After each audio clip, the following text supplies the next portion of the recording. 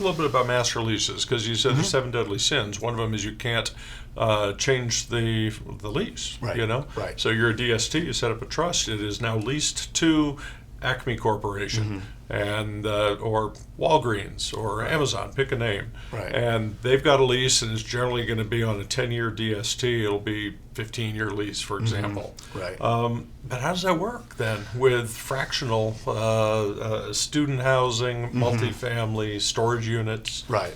So generally speaking, I would say the longer term your lease is and the fewer the assets you have, the less likely that you would need a master lease structure. To your point, where you have a 15 to 25 year lease with a single tenant, let's say they're investment grade, just to add in an additional layer, and I wouldn't say there's a consensus among all DST sponsors. Some DST sponsors may put in a master lease even in that scenario.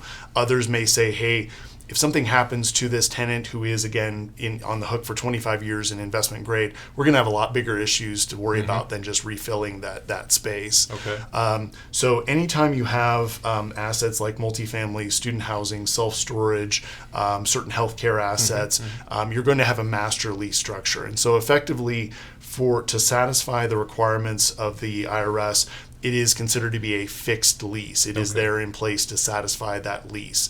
Underneath that master lease is where all the sausage making happens, where you have tenants moving in and out, you have leases being signed, you have things like reserves and master tenant reserves.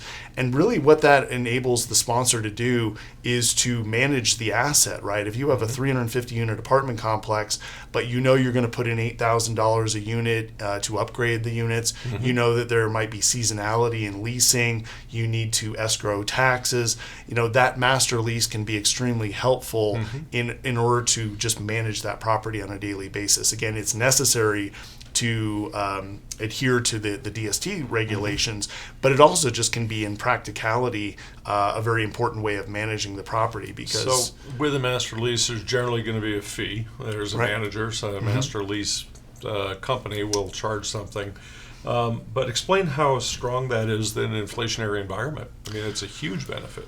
So then, ultimately, through the master lease structure, if the property performs, better, maybe it performs in line with expectations, which were to grow rents and revenue, or maybe it outperforms those situations, then it actually allows the sponsor to pass through that outperformance to the investors.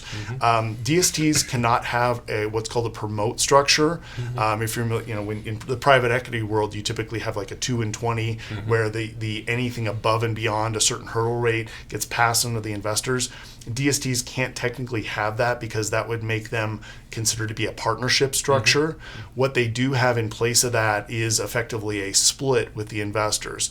Let's say the split is 80-20 or 90-10, which means that above and beyond a certain threshold, the sponsor can pass through additional revenue to the investors.